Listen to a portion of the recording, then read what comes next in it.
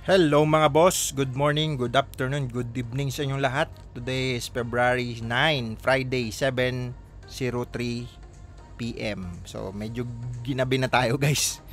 Dapat kaninang mga 3 AM ako, alas 3 ang aking di ba? Restake. Medyo busy guys kasi team building ng law firm. So may law firm kasi tayo. So may mga team building sa empleyado. Kaya kailangan talaga pero yun nga, commitment ko naman yun na every day, as in every day. Hindi lilipas ang 2 araw, parang ganun. Yun yung pinakamatagal ata. Na gawin natin tong ritual syempre. So ayun na nga, medyo wala pa akong alam sa mga bali-balita, hindi pa ako nag-online, nag-live na agad tayo guys para sayang kasi oras ng buhay, may meeting pa ako dun sa isa kong company, kaya madaliin ko lang to guys. So mayroon tayong 64, refresh lang natin. Kahapon, pagising ko mga alas 10 siguro yun, alas 11, umalis naman na ako agad kaya hindi na ako nakapag-record. Kaya, ayun, kanina, sorry. Pagising ko kanina, mga alas 10, umalis agad ako kaya, ayun, hindi na ako nakapag-record dito. So, yan, kaya umabot na naman ng 64. Kaya baka may magtanong, kaya naging 64 yan, dapat 38 lang yan. Kasi hindi nga tayo nakapag-restay kaninang madaling araw, 3 AM. Kaya pumatong. Pero kanina nga ba yun? Nung kahapon pa pala, after ko mag-stake ng alas 3 kahapon, nakita ko na yung berry na umangat. Siguro mga alas 8 ata yun ng umaga. Alas 8 o alas 10. At yun na nga, yun yung good news natin. Yung berry umangat. By the way, claim muna natin to. Tapusin muna natin yung ritual na to. Saglit lang to guys, mga 20 minutes siguro. Kasi minsan 40 minutes may mga video tayo, 40 minutes eh. Siyempre kakasagot ng mga mga tanong. So mayroon tayong 64, hatiin lang natin yan. Saan ko ba bibili? Berry ba o Ron? Mamaya pag-usapan natin. So lagay muna natin itong mga 34 yan. 34. Pasok natin dito sa AXS. So check natin guys ha. Si Ron 142, mababa, time to buy yan, mga ganyan, time to buy, opportunity yan. Si AXS, check natin, AXS. So yung nakita nyo kanina, 64, tumaas siya guys ha, 414, so 64. Mula kaninang alas 3, hindi ako nakapag-restake, kaya pumabot ng 64, so 26 mil din yun guys. So kadalasan na tayo kasi per day, 38, so 38. Ayan, 15,000 pa din. Okay pa rin yan, pera pa din yan, kahit anong sabihin mo, pera pa din yan. Ulit, hindi po ito pineflex sa inyo para ipagmayabang. Huwag na kayong sumama sa mga kapwa natin Pilipino na inggit, galit na galit sa mga kapwa Pilipino na umaasenso.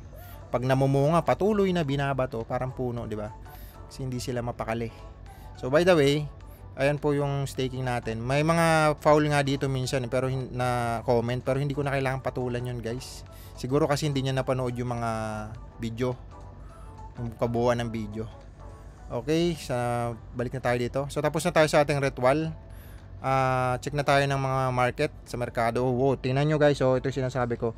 Di ba ng mga nakaraang video natin, 93, 92 trillion, ngayon nag 103. So imagine mo kung gaano kalaking ilang trillion pesos yung pumasok sa crypto market, crypto industry. So sa crypto industry na yan yung market cap ng crypto. Mapapansin mo, ayan. Dito pa nga nag 2.9 trillion, 2.7, maliliit pa pala yan. Kasi marami talagang ito all time high to eh. November. So ayun, yung kabuuan ng crypto, ito kasi yan guys, sa mga bago ha. Ulitin natin, disclaimer lang muna, hindi po ito financial advice, hindi po ako financial advisor. Ako po ay nagki-crypto lang since 2015. Traditional business po ang aking mga pinagkakabalahan. Meron po akong build and sell, IT company, law firm, tsaka direct selling. So nag-sideline ko lang itong crypto at tsaka yung forex. Pero yun nga, mas malaki pa rin kasi talaga kita dito sa crypto, lalo na pag nag-bull market. So kagaya sa build and sell, magpapatayo ka ng townhouse, ilang milyon yan, 10 milyon, 10 milyon, 15, 20, 30, 40. Hindi naman yan sa 5 taon mababawi mo agad. So unlike sa crypto. Pero ulitin ko, hindi po ito financial advice. Panoorin nyo na lang iba kong video dyan. Hindi po pagmamayabang ang sinasabi ko. Kumbaga, nag-share lang tayo para ma-inspire din yung mga iba dyan na gusto mag-business. Kasi may mga binabibitawan tayo dyan ng mga unting idea, kwento, karanasan sa buhay-buhay.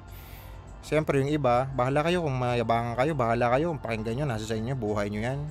Isa lang masisigurado ko, pag nayabangan ka sa mga sinasabi ko, panigurado, wala kang savings. Kasi naiinggit na inggit ka eh. By the way, negative lang yung negative. Erase. So, si Bitcoin guys, naka 2.6 siya. Tumaas siya, no? Parang na-break niya yung mga nakaraang buwan. Check natin, ha. Na-break niya yung mga history ng nakaraang buwan. Kasi nung mga nakaraang buwan, parang 2.5 lang ata yun. Sa peso po ako, ha. Baka mamaya sabihin nyo dollar, ha. Sa peso yan. So, year. Ayan, ito, na-break niya to nung January 10. Ayan, 2.619. Ayan, kasi ngayon 2.625 na siya. So, okay. Pero sa kabuuan, ang all-time high ni Bitcoin nasa 3.3 million. Nandito yan, nung November. So, hindi pa siya umaabot doon. Unti pa. So, pero nga, tapos na yung mga Bitcoin ETF, ma-add sa malalaking institution sa US. Tapos ngayong April, Bitcoin halving pa. So, ganun. Kadalasan, every 4 years nga yan. Every 4 years may halving. 2016, 2012, and 2016, dito yun, no? 2016, dito yung halving, guys. Imagine mo dito halving. Tapos, boom, pagka 17, 18. O, tapos, 2020. Ito, dito yung halving. Tapos, after nung halving, boom. Ayan, kayo na magbasa ng history. So, ngayon, dito na naman tayo sa halving. Bahala na kayo kung ano, basta yun yung history na nangyayari. Okay sa alright? Kahit dito, noong 2014. Ayan, no? Bahala na kayo. So, hindi naman natin mapipredict yan kasi hindi naman talaga tayo financial advice. Nagkukwento lang tayo based sa ating mga sa ating experience. So, ito, sa buong market cap, 103, halos 51 doon kay Bitcoin. The rest, altcoin na. Ito yun, Ethereum, yan, Tether, USDT, yan, BNB, Binance, yan. So, bahala na kayo. Megos nyo na lang yan, mga insan. Okay. Medyo marami pa tayong gagawin kasi kaya minamadali lang natin. Okay, ito. Mga makakatulong yan. Nasa iba ko naman video yan. Di pa yama. Ito yung mga news sa 3 of Alpha. Ayan. Dito sa Arkham Intelligence. Yan. Makikita nyo dyan. Tapos dito sa token Sniper. Okay, is alright. Tapos yung Coindex. Siyempre, pasukin nyo din to. Ayan. May mga idea din kayo dyan. Pili lang kayo kung anong blockchain ang gusto nyong pag-aralan. Anong mga coin. Anong mga pair, anong mga simulator dyan, makikita mo mga charting. So, tapos maliban doon, dito pa sa CoinGecko, guys. Ayan. Sa CoinGecko, ang top search for today ay, ito si Dimension, yan, yung mga malulupit din ng project niya. Isipin mo na lang, bakit sila nag-top, tapos aralin mo, kasi iba-ibang category sa crypto. Ito na nga yun, pagpasok mo dito sa CoinGecko, yan, tapos pasok ka sa categories, at ayan na yung mga categories. So, bawat token, iba-ibang use case, iba-ibang gamit niyan, guys. May pang blockchain, mga iba-ibang blockchain kasi gamit nila. Okay, stable, exchanger, decentralized, DeFi yan, CEX, yan. Mga Coinbase, mga liquidity staking, mga NFT na token, mga pang staking lang, ganun. Okay, so alright, sana nakatulong sa inyo mga kapiranggot na idea. So, basa na tayo ng mga mahiwagang comment. So, bago yan guys, shoutout muna sa ating mga 368 subscribers. Thank you so much sa inyo guys, ha. Siyempre, ito yung mga nagpo-push sa akin lagi para magpatuloy, gumawa ng video araw-araw. So, bago nyo ako husgahan, panoorin nyo muna lahat ng video ko. Doon sa ibang bago na medyo kala mo kung magtanong eh. By the way, okay, Redleaf 3989, shoutout sa'yo sir. Sir, good day. If mawala yung berry sa pixel game, anong mangyayari sa berry? Bababa? Or may use case pa ba? Ang sabi dito sir, nabasa ko to kahapon, lilipat nila yung berry to pixel. So maraming mga player na nandun na may mga hold sa mismong laro. Hindi po ako naglalaro ng pixel, ulitin ko ha. Nag-hold lang po ako ng mga token nila. Actually, tinigil ko nga pagbili niyan kasi yun nga, nung mga nakaraan babagsak. So, kasi nung nalaman ko na magkakaroon ng pixel na token, hindi na ako bumili nito kasi sa isip ko, bakit pa ako bibili niyan? Magiging ano pala to, akala ko utility to, magiging governance token. Yung pala utility token, kaya parang SLP, limited yung supply. Parang ganun na sa isip ko, kaya ni-stop kong pagbili nito. Yun nga lang, ang sabi sa update daw ngayon, yung mga naglalaro sa pixel, ang gagawin sa Berry nila, pinalitan na ng Pixel token. Pero yung Pixel mismo itself, magiging available yun sa Binance February 19. Kasi pinasok na ng Binance sa launchpad nila. Launchpad means, parang ito si Binance, marami nagtitrade dyan, papasok nila doon, magi-stake lang ng BNB at saka FUSD, makaka-receive na sila ng Pixel na token. Pagkatapos sila mag-receive, pagka February 9, start na pala ngayon bukas, February 10, yung parang magi-stake ka ng Pixel, ng BNB na token at saka FUSDT. Pag nag-stake ka nun, may reward ka na Pixel. Tapos pagka February 19, magiging open na ang Pixel sa Binance, pwede nang bumili. Tapos, yung mga naglalaro ng Pixel game, yung mga Berry down doon nila, pinalitan na ng Pixel token. So, ayun, kaya baka ito mawala na tong Berry. Kaya iniisip ko, ano bang gagawin natin dyan? Alam ko, umangat ulit siya, parang chinik ko to kaninang nasa biyahe ako. Parang umangat pa to eh. Check natin guys ha. Siyempre, hindi ko naman lahat alam. Ayun, ayan. Alam ko nag 12,000 na to, ayan no. 12, sorry, 12,000. 12, ayan. Nag-12 na siya kanina, so 11 na lang ulit ngayon. Pero suma total, panalo pa din kasi 0.3 ko lang nabili yung akin eh. Oh, dito 0.3 yung araw-araw natin binibili. Imagine mo na lang 0.3, tas ngayon ayan, 0.334 yun eh. Mga ganun, tama ba? Check natin Ayan, mga ganun. 0.3, 0.31, mga ganun. So, kung titingnan natin 0.1189, kung ngayon na natin ipapapalit yan divided by 0.31, mga ganyan, o times 3 na yung pera. So check natin yung Berry natin. Actually ibang content na to, but Berry dapat sa kabila to eh. So check lang natin guys, para naman kasi kukonek natin dun sa may nagtanong. Ang Berry natin guys, ito 2674360. 2674360. Check natin 2674360. So pumapatak tayo ng 300,000. So mga nasa ano lang to eh. So i-divide natin guys. 3.83. So 39,377. Tama ba? Divided by 3.83. So ang capital natin diyan mga 80,000 doon sa mga binibili-bili natin araw-araw. So ayan na siya ngayon. So ganun sa crypto, imagine mo na kung 20 million yan. Kung alam ko lang, dito ko na lang linagay yung excess ko, di ba? Kaso hindi ko nga alam. Pero syempre, yun nga, iba-iba nga kasing category yan guys. Hindi porket may category kasi na kunyari, ito, panahon ngayon, mga linggo ngayon. Ngayong linggo, ang aangat, puro NFT games. O ngayon linggo, ang aangat naman, puro gaming chain. Ngayon na naman, ang aangat, puro layer 1. Ganun siya. So, hintayin lang natin kung kailan yung sa i-access naman. Yung mga NFT games kasi wala pa. Ito kasi, gaming chain, ito NFT games din to, pero doon nga sa yung RON kasi game, ano yun eh, game chain, mga gaming.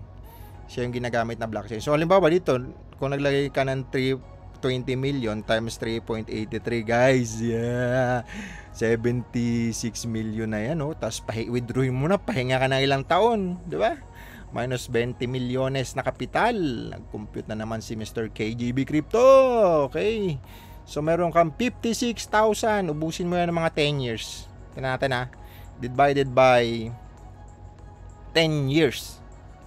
So meron kang 5 million per year na uubusin. Divided by mo yan sa 12 months. May uubusin ka na 471,000. Diyos ko, bayad lang to sa empleyado ko. Wala pa. Kasi nasa 1 million mahigit yung empleyado.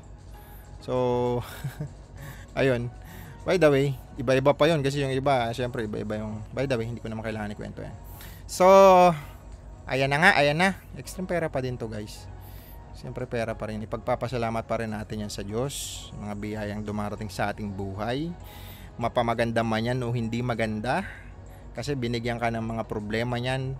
Bakit? Binigay yan sa'yo kasi alam niyang kaya mong malagpasan yan. At pag nalagpasan mo yan, mas inihahanda ka kasi yan sa mas malupit na reward. Ganun lang yun. Yung iba kasi, pag may problema, sinisisi na yung Diyos. Hala, napunta na naman tayo sa Diyos. Pasensya na kayo guys ha. Balik na tayo sa comment. Okay.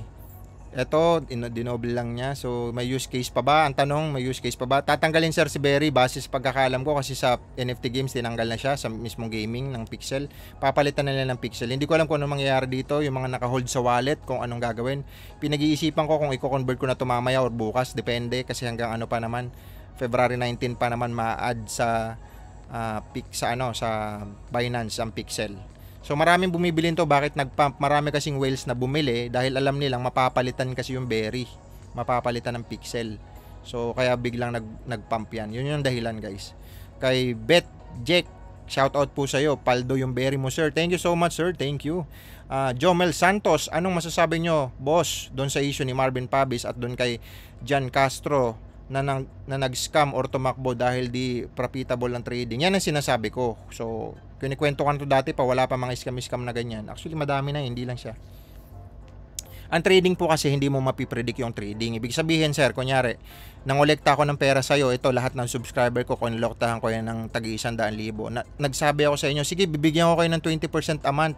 Kasi ito kasi yan, papakitaan ko yun ng demo account. Ito kasi yan, magaling ako mag-trade, analyze.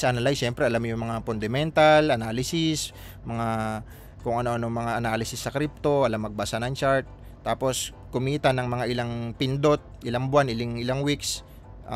Ngayon, unti lang puhunan niya, magpapa-invest siya. So, ang lagi ko kasing puna dyan, ako ang tagal ko na nagpo-forex, legit na nagtatry, na matagal na ako nag-forex, matagal na, since 2016. Never kong mapredict yung market, kaya napaka-imposible na mangangako ko sa'yo ng 20% a month, bi-issuean ko pa kayong cheque, tapos ayun trading ko, kunyari ipopondo ko doon sa aking account na forex, pag sumaliwa yun, nag-floating yung account, patay na, paano ko kayo babayaran? 'Di ba? So, minsan, ang ginagawa ng iba, nangongolekta pa ng ibang investment para mabayaran to mga to. Kasi umaasa sila, yung account nila dito na naka-hold, na naka-floating pa, yung mga tayaba floating, sa liwa. Hindi pa pero pag hindi nila yung dinagdagan, mako-call margin yun, margin call ang tawag doon, masusunog yung account. So, yun yung nangyari doon. Matagal na yan, dami na gumagawa niyan, kasi lalo na nagkaroon na ngayon. Imagine mo, 2016, wala pa naman masyado nag-online nun. Lalo na ngayon, dami na nag-online. Ang dami nang pwedeng matuto online. Mag-search ka lang, onting attend ka ng seminar, tapos feeling mo, ang lupit-lupit mo na. Pero isa lang masasabi ko, never mong mapipredict yung market. Kaya kung magaling ka talaga, di ba? Malaking question yun, magaling ka. Ibig sabihin, kumikita ka. Bakit ka nagpapa-invest? Sinasabi ng kaibigan natin yan eh. Hindi ako niyo personal kilala, pero marami akong connection na mutual namin. So, tawag dito, yun na nga, maraming nagpapa-invest na mga ganyan-ganyan. Kaya, pera pa rin nila yan. By the way, bahala sila. Okay, One Piece Highlights 99. Lodge, nagpump ang Pixel. Thank you. Nga, nagpump nga siya. BTC Gauti, sir, kung di ako nagkakamali hanggang 2048 yang maubos ang natitirang 1.m na Bitcoin sa pagmimina. Yan sir ang research ko. Actually mali sir yung research mo. Check natin. Alam ko na research ko na yan nung nakaraan. BTC ano ba yan? Mining year deadline. Parang ganun. Tama ba? Ayan. 2041 sir. Mauubos pa yung 1 point mahigit. 2041 pa yun mauubos. Malamang kung 2020 ano na ngayon sir, 2021 2140 minus 2024, 116 years yan sir. Patay na tayo niyan. So ayan yan, nakalagay yan, no? Legit yan. Actually alam ko yan kasi matagal na nga ako at saka basta ayan siya, 2140 matatapos, hindi 2048. Kasi every 4 years nagpapaliit ng papaliit, every 4 years mas liliit yung miminahin, kaya hanggang sa maubos. Kaya pahirap ng pahirap yan. Kaya darating ang time, si Bitcoin tataas talaga, no choice, kung pagbabasihan yung law ng supply at demand. So kasi lumiliit yung supply, dumadami yung tumatangkilik, anong mangyayari? Tataas ang presyo, di ba? Okay, sir. Sir, congrats sa may hold ng Berry swap to Pixel, 1,000 Berry to 7 yan. Tama, ito yung nabasa natin sa Binance nung nakaraan pa. Saan kaya sir pwede swap yung Berry Pixel? Ito hindi ko pa alam, pinihintay ko rin. So bago mag February 9, baka i-swap natin. Depende sa mga mangyayari na update. kung ano ba nila to, i-hold lang nila bilang owner o tatanggalin nila, last dito na lahat mag-focus. Kadalasan kasi ng NFT games merong governance at utility. So baka ito tanggalin na yung utility, sinasabi. I don't know kung tatanggalin. Pero waiting pa rin ako, sir. Yung kita natin sa AXS dito, bibili ko lang ng RON. Okay, Jan Fresley Postrado. Ang daming coin mo, sir. Saan mo yan nakuha? Ito yung mga tanungan na malulupit eh. Malamang, sir, ano to, pinulot ko lang po, pinulot. By the way, hindi naman natin kailangan tumbarahin si sir. Ganun talaga pag minsan ma-judge ka. So, dalawa lang yan, positive o negative.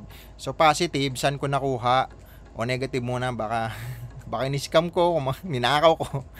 Pero syempre, joke lang yan. Positive side, matagal na tayo sa crypto, negosyante tayo. Ganun. Matagal na tayo sa crypto at negosyante tayo. Ganun. So, hindi naman tayo basta-bastang tao lang. Makikita mo dyan, mayroon akong short video dyan, sir. Dito sa aking channel, short video, panoorin mo na lang. Then, panoorin mo yung iba kong video na lang. Para at least meron ka lang makuhang idea ba. Pati sa business kung gusto mong pumasok. Okay, Sir Phoenix 661. Sir, good day po. Lumipad po ang Berry token at may news daw po na kailangan daw po i-convert ang Berry token sa Pixel token na soon daw po ay mag-release sa Binance. May rumor po ata na aalisin ang Berry token at mapapalitan ng Pix. Ito na yung sinabi natin kanina. Not for a financial advice, just for info lang po. And okay. Salamat, sir. Salamat. Actually, nabasa na po natin yung kahapon. Alas 8 pa lang. Basa ko na yan. Okay, kay Axis Snap, good day. Good day, boss. Absent ako sa pag-comment section kahapon, pero syempre, sorry. Papanoorin ko pa rin yan. Thank you so much, sir. Shoutout po sa inyo. Kay Years Rich. Congrats, Paldo, tumaas. Thank you, sir. Okay, Sir Finish. Good day, sir. Pag nag-bull market po ba, pinapump or auto buy po lahat ng developer sa mga token nila? At pag nag-BTC halving po ba, saan po mapupunta ang ibang BTC na biniburn po? Biniburn po ba yan? Hindi po, wala namang burning mechanism ang Bitcoin eh. Hindi siya nasusunog. Yung ibig sabihin kasi ng burning mechanism, kumbaga ito yung supply, sabi mo ito yung supply. Ako yung developer, sir, kunyari. Ako yung gumawa ng token. Ito yung supply, tapos kayo tumatangkili kayo ng aking mga token. So para lumit ang supply nito, isa lang ang mangyayari diyan na pwede kong gawin. Yung ibang token isi-send ko sa dead wallet. So pwede yung naka na sa program Solidity, nasa contract mismo na kunyari maraming bumili, yung kalahati nun o ilang percent nun mapupunta sa burning mechanism. So liliit yung supply. Pag lumit ang supply, anong mangyayari? Tataas ang presyo. So depende. Kung ang tanong mo ito wala pong burning mechanism si Bitcoin, pag halving kasi para tumagal ang pagmamining ng Bitcoin yung ginawa ng may-ari every 4 years. So lumiliit yung binibigay nila. Actually naka-code na yan doon kay Satoshi yung gumawa ng Bitcoin para sa Bitcoin mining. Proof of work kasi si Bitcoin mining. Ang uso na kasi ngayon proof of stake. Wala nang kailangan gamitin ng mga super high power computer para mag-income ka sa parang magkaroon ka ng reward. Ngayon uso na sa mga token yung proof of stake. Mag-stake ka lang, tataas yung magkakaroon ka ng reward. Parang ito yung ginagawa natin sa AXS, nag-i-stake. Proof of stake siya, hindi siya proof of mining na. So kasi pag proof of mining, kailangan ko pa ng super power computer na yun yung taga-record. Kasi 'di ba kaya nauso tong proof of stake kasi nga for environment daw. Syempre nga naman hindi na kailangan ng malalaking data ng computer at saka kuryente. So ayan. Sana nasagot ko 'yan. Boss, anong gagawin mo sa 20k mong investment? Ha? Boss, anong gagawin mo pag 20k lang? Sorry. Pag 20k lang daw yung investment mo. Kung ito lang, bili ka na lang siguro Ethereum siguro. Sureball kasi yun, yung mga top. Pero kung gusto mo lang magmekos sa ibang mga token, sir, medyo mahirap Mahirap magbigay na lalo na ngayon, ang daming mura kasi pa bull market, daming pwede mabili. Matsempuan mo siguro kung makachamba ka ng mga token. Pwede mo i-diversify mo na lang sa iba-ibang token. Pero siyempre, ulitin ko, hindi po financial advice yan. Pero kung ako may ganyan sa sarili ko lang ito ha. Opinion ko po ito, hindi po ito. Kung ako tapos matagal na ako nagki-crypto, ito na lang pera ko. Ilalagay ko na lang sa mga solid token, Bitcoin, Ethereum, yan. Yung dalawa na yan. So gagawin kong tag 10,000, mga ganun. Para at least hindi ako na-stress na tumitingin ako ng tumitingin. Balikan ko after 5 years. Iba na presyo nun, syempre. Sir Neil, nagpump na berry mo, sir. Aabot 20 pesos yan. Bull run, ha? Thank you, sir. Thank you. Xavier, dumami video mo, sir. Ayos yan. Thank you, sir. Galing ng prediction mo, boss. Yung pag-iimbak ng berry kasi i-convert lang sa pixels. Chapter 2. Tama, sir. Thank you so much, Maximil 10N. Xavier, Sir Xavier, grabe paldo ang berry. Buti napasok sa game last weekend and nakapag-VIP na agad sa laro. Okay, sa alright. Hindi pa ako naglalaro niyan, sir, ha. Try natin minsan. Pero sayang kasi oras ko. Depende. Hindi ako makapagpangako kasi syempre ang dami na kailangan ng oras natin, guys. Okay, present, Sir Jerwin the Great. Yan. NG Host, we trust. 4988. Tot mo, boss, nalalabas na pixel token, maglalagay ka ba doon? Thank you. Yun nga, nag-stop ako ng staking sa Berry ng pagbili kasi, hindi pala staking, pagbili. Kasi yun ang plano ko, ibibili ko ng pixel. Bibili tayo dyan, sir, ng sobrang laki. As in malaki. Hindi naman sobra, hindi ako magsasabi ng amount, pero bibili ako ng marami dyan. Kasi gusto ko to kasi ang daming player. Yun ang maganda. Sa lahat ng NFT games, parang ito yung isa sa ngayon, ang pinakamaraming player. 180 active player. Active player, ha.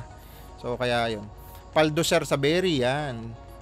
Kay Ma'am Ira Paglinawan 69. Ito agad naalala ko. Thank you so much, Ma'am Spark Life 14. What's up, present? Lipad Berry. Okay. From Ding Napordoy. Lods, bakit di ko maklaim ang staking ko sa RON? Umabot, miikot lang palagi. Ilang oras akong nag-hit. Ito siguro, sir, wala kang panggaspi. Ayan, kailangan mo ng panggaspi. At least may RON ka, ayan, may mga RON ka na natitira. Yun kasi ang panggaspi. Pag wala kang panggaspi, hindi talaga yung tutuloy. So, ang gagawin mo dyan, ikakopy mo yung link mo. Tapos, kung may pera ka sa Binance, may pera ka sa papasahan mo lang yung link na yan para magkaroon, para maklaim mo. Kasi kada kembot mo dyan, may gaspi. Yun ang silbi ng mga gaming chain. Ito, ayun ang purpose ni Ron. Gaming chain kasi yan. Okay, so right. Okay, sana nasagot natin. Presence Lord, kay Mit Jobo. Carlos Padrid 9075. Bossing, Berry to the moon, 200%. Congrats. Berry Balato, congratulations. Thank you so much. Paldo, Berry natin. Puro Berry, ah. Mark Del Tor. Freeman. Okay, tapos na ata tayo. Yun lang. Ito, boss, paano ka mag-cash in, cash out para di matrigger ang AMLA? Okay, may negosyo po kasi ako kaya hindi ako matrigger sa AMLA, pero marami naman tayong kakilala dyan na may experience sa crypto na na-AMLA sila. Hindi naman pala na-AMLA, na nabigyan lang ng letter ng bangko. Pag ganito kasi, halimbawa, biglang mag-trigger yung bank account mo, tapos wala ka man lang ka business, nalagyan sunod-sunod kalahating milyon, kailangan ka talaga ipatawag ng bangko nun, sir. Pero kung halimbawa may milyon ka naman sa crypto, sabihin mo 5 milyon, withdraw ka lang mga 100,000, minsan 50,000, tapos dideposituhan mo lang din ulit para at least yung galawan mo sa bangko medyo maganda.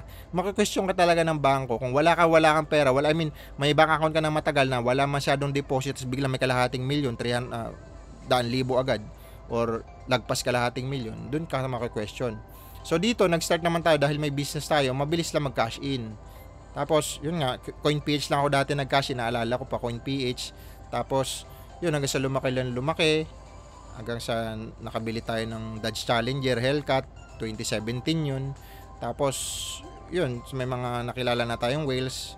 Minsan cash in, cash out, malalakihan na sa mga whales na yun. Yung mga, malalaking, basta grupo yan, malakihan na yung bentahan. Siyempre, alam mo naman natin yan. Pag na-question ka kasi sa bangko, kunyari, ako yung manager ng bangko, papadalan ako ng AMLA ng report. Kasi kami magpapasa ng report niyan, pero sila, pinipili nila kung sino yung pwedeng, yung questionable. So, manager pa rin yan. Pwedeng manager, pero sabi ng manager sa akin, yun, AMLA, sila daw nagseselect. Ngayon, papadalan ka ng letter ng AMLA, kailangan mo ng abogado, bayad ka mga 80,000 ganun, para i-depend yung yung galing po yan sa ganito ganyan. Pero pag napaliwanag mo naman sa manager na maayos, okay lang din naman yun. Ang kadalasan lang kasi na AMLA, lalo na yung mga illegal galing yung pera mo, hindi mo kasi ngayon sa totoo lang hindi pa naman open ang crypto sa Pilipinas. Medyo nga allergic din, lalo na BDO. Pag sinabi mong crypto, patay ka, papaklose account mo. crypto or forex. Okay? Kasi bakit? Naranasan ko yan. Pero syempre, hindi naman ma-question kasi ang laki ng amount ng, kumbaga, matagal na ako sa kanila, tapos ang laki naman ng ano doon kasi traditional business. Pero wag ka lang magbabanggit ng about sa crypto kasi bigla na lang sasabihin nyo ng, siguro kung hindi ka mahal ng manager, sasabihin sa'yo na, ay sir, pasensya na, kailangan po namin ipa-close yung account mo kasi bawal po sa amin yung crypto. Hindi rin natin masisi kasi hindi, bago pa nga lang yung crypto, hindi pa naman sa Pilipinas. Pero ito lang ang isang catalyst dyan. Possible magkaroon na sa Philippine Stock Exchange ng Bitcoin ETF kasi meron na nga sa US, 'di ba? Sa Nasdaq meron na, malaking institution. So, baka dumating ang time magiging ano na rin tayo sa development, magkaroon na rin ng ano sa crypto na hindi talaga maiwasan na mayroong mga tao bumili ng maliit na crypto tapos biglang milyon ang kinita. So, iaamla mo ba 'yon, 'di ba? May mga ganun talaga ganun sa crypto So, siguro hindi pa ngayon pero dati ang panahon na hindi na rin ko questionin 'yan. Kaya yung ibang mga whales, maingat talaga. Hindi basta-basta, lalo na sa CoinPH, mga regulated ng Bangko Sentral, iniiwasan nila yan. Yung CoinPH, PDAX, kasi monitored yan Unlike sa mga decentralized exchange, di ba? Yan, Trust Wallet, or yung mga international, di ba, Binance, mga international exchanger naman yun. Okay, so, ayan. Stardust 10:24, 31 minutes na tayo, guys. Hindi muna ata tuloy yung berry purchase mo, boss. Ron na lang. Yes, in-stop ko nga kasi parating yung pixel. Naisip ko, bakit pa ako mag-stake? Utility lang to. Doon ako sa governance. So, inihintay ko lang. Kaya ang ginawa ko, sa Ron muna ako mamimili. Sakto, yung mga kita ko ngayon, mas sa Ron ko lang ibibili kasi mura siya. So, okay. Yung mamaya, doon yung sa isang video Ron ang gagawin natin. Choco Loco, present Lodge. Yeah, present lagi ito. Pau 1228 present. Eto si Master, bumili ako ng excess mamaya, tapos send ko sa Ron wallet ko 2 days nang dumating, pero chinek ko naman yung address tama. Nasagot na natin to kahapon, guys. Tama ba? Alam ko nasagot ko na to kahapon Hindi, pang 97, sorry. Ayan, dumating. Hindi nag-reply, nag-report naman ako mamaya pero di pa sumasagot. Hintayin mo lang yan, sir. Yung mamaya kasi ATH address. Pag okay ang GCash, PDAX. Ayun, may mga ganun kasi, sir, kailangan yung Ron minsan, tapos yung gamit mong blockchain hindi Ronin. So may mga ganun, yung ERC20 dapat papalitan mo yun ng Ron, yung 0x. Maraming video yan mga malulupit na mga vlogger na nagpapaliwanag niyan. Okay, present Instinct, Sir Instinct, present sir, ganyan din po ako, 0 subscriber. Ito, parang nasagot ko na to kahapon. Shoutout po Sir Instinct, yan, Chocoloco, present Lodge, present Lodge, idol, ang aga ng upload. Ganun talaga, nakakaparang commitment lang yan. Nick, Arthur, Tan, good PM boss, KGB Crypto, syempre, shoutout. Okay, parang nasagot ko na to. First, hello, good morning, 5 AM, thank you sir. Present, again, na-inspired ako. Ayan, mga nalike na natin to. So, ayun, thank you so much again sa inyo guys. At ito lang, 32 video na naman, 32 minutes na naman tayo nag-video. Ulitin ko, hindi po ito financial advice ang aking mga kinikwento dito. Sabi ko nga sa mga video ko dyan, yung mga pang mula 1 video hanggang mga 50 video ata yun. Lagi ko sinasabi na ito ay pang sarili ko lang video para may makita ko 5 to 10 years from now na staking. At ayun, may mga nagpa-follow sa atin, tapos minsan nakasagot tayo ng comment, nakakabitaw tayo ng mga wisdom thoughts, experience sa buhay-buhay, sa pagnenegosyo, at sa kung ano-ano pa mga inspirational. Thank you so much again sa inyo, sa mga willing makinig. Salamat po sa hindi pa nagsusubscribe. Siyempre, subscribe na kayo kay Mr. KGB Crypto. At i-hit nyo na yung parang bell, tapos para lagi kayo updated sa aking channel. At sabi nga nung iba, play mo na lang to na parang radyo. Kahit pa paano may matututunan ka dito. Kahit maliit lang siguro, paminsan-minsan. Thank you so much again sa inyo guys. And see you again tomorrow. Bye-bye.